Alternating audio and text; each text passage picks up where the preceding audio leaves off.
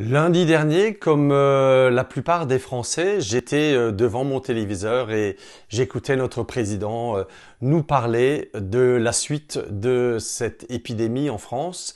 Et la perspective de ce 11 mai, je crois, aura marqué tous les esprits.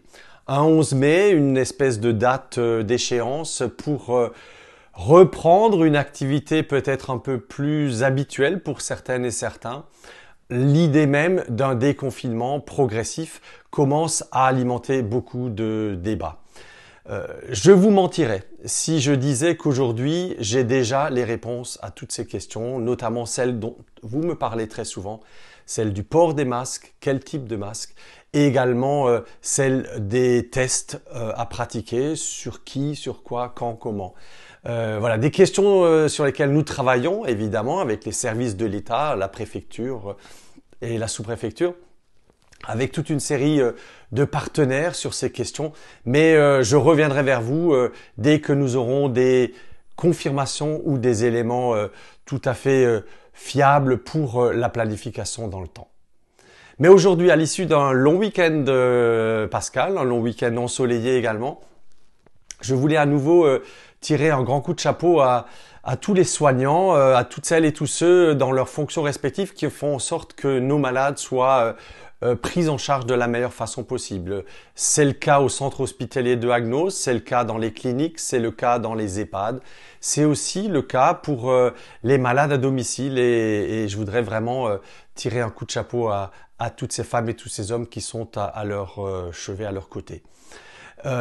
Et en même temps, je voudrais dire merci à toutes celles et tous ceux qui se sont mobilisés en leur faveur, qu'ils soient commerçants, artisans, qu'ils soient du monde de l'entreprise, qu'ils relèvent des associations et beaucoup de mouvements associatifs, des clubs-services ou encore des particuliers qui ont fait preuve de générosité ces derniers temps, qui ont voulu apporter un plus, parfois des repas, parfois un lapin de Pâques en chocolat, et j'en oublie tellement d'autres. Mais tous ces élans de générosité font en sorte que cette période est peut-être un peu mieux vécue que ce qu'on pouvait craindre.